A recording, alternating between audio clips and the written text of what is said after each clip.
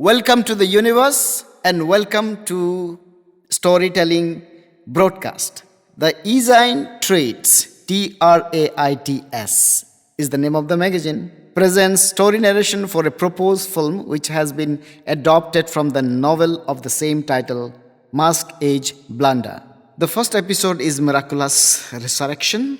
In the Ressurection, an amateur artist commissions himself for a live sketching of teenagers in the studio. Unfortunately, a hiccup kills him on the spot. His soul reaches to the purgatory where the shapeless God questions him about his original faith. Being a convert, he could not answer. Then a series of computer images are shown to enable him to confess his sins. Unable to answer God's investigation, he is cursed to experience the pandemic. Now coming the real process of the story. Cypher sketched nude teenage boy who was a replica of Michelangelo's David sitting in meditation. Obviously, the group of teen boys pose for live sketching in his studio against some petty cash. The subject boy farts, and each of them confronts that none of them have broken their meditation. Due to their disobedience, Cypher tore off that 1,000 rupee note, suggesting that he would not pay for their poses in the studio. In between the sketching, Cypher joins in a gay party, celebrate the scrapping of the Article 377 in the Supreme Court. However, he was shocked to see his own son dancing among the gay folks. It was not difficult to understand his son, too, is a gay. So he has to rush back to the studio to continue his sketch work. The artist has hiccup, and soon it changed into hitch cough, presumably a heart stroke. He fell unconscious. All the boys that were asked to keep their eyes closed open to see their master lying down on the floor. They take the cash from the table and rush out from the studio. They bolt the door from outside while leaving. Sim Cypher dies in his own studio while painting his passion.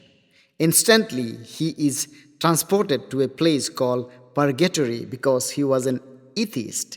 Hence, the chief god has confusion to allot him a place, either heaven or hell, based on his religious affiliation during his life on the planet Earth. Finally, some sort of light with beautiful spectrum of sound and contour begins to question him all about his journey of life.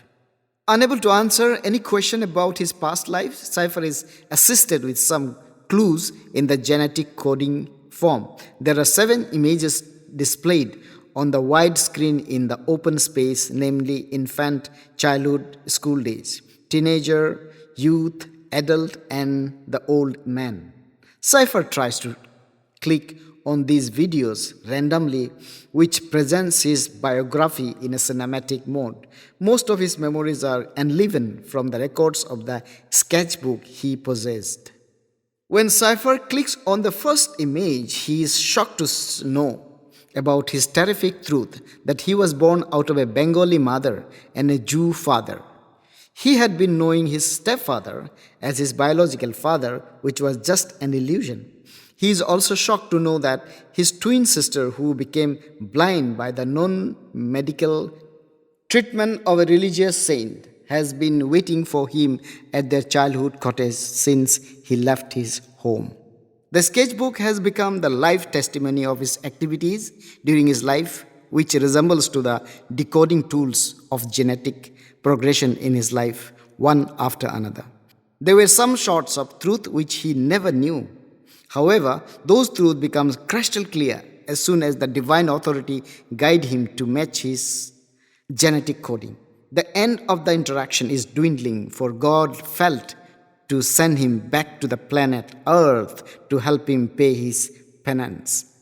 That's all for the episode today. It was a brief. If you are interested to read the book, I would be sending you the full PDF version if you request through the email sharmaz, SHARMAH, Z for zebra, gmail.com, sharmaz@gmail.com, and my mobile number 8920611774. Thank you for kind listening.